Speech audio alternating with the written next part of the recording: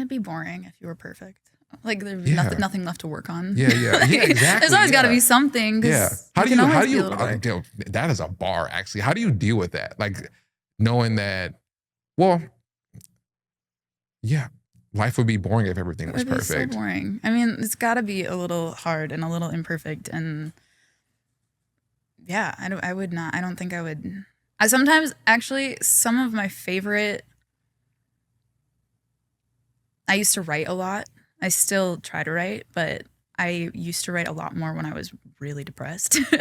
And there's a little part of me that's, when life is too sunshiny and happy and smiley, I don't feel as deeply, I think. And so there's a little tinge of me that sometimes misses those really dark eras because there was so much going on in here, My brain was working overtime. My body, it was awful, but there's so much happening. I kind of miss those feelings sometimes. Just the depth at which I was looking at the world and experiencing my emotions and thinking about scenarios and I mean, there were some horrible things, but there was some also just like, I look back at some journal entries that I wrote and I'm like, wow, I really spent a lot of time looking at the world. And sometimes when I'm in these really sunshiny places, I feel like I'm kind of at the surface of things, like, wow, life is so good. And I'm not kind of diving into that deeper layer, which is, I don't know. I'm sure there's a way to find a balance somewhere in there, but. Do you think that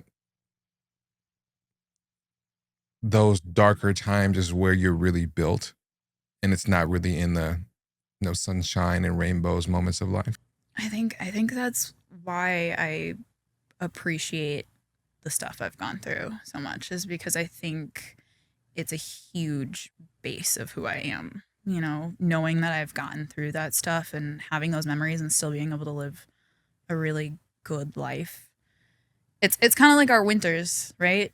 It's like we have to get through it, and it makes the 3 months of summer that we have that much sweeter. So when I, the other week I was out in the sunshine in my house and my 15 acres and my garden, and I go lay on the hammock and I'm just overwhelmed with happiness. It's because I have a contrast. Like, this is really good because I've seen what else there is, But if I had been acclimated to only that, only the good stuff, it wouldn't be as good. You've got a scope, a range of understanding.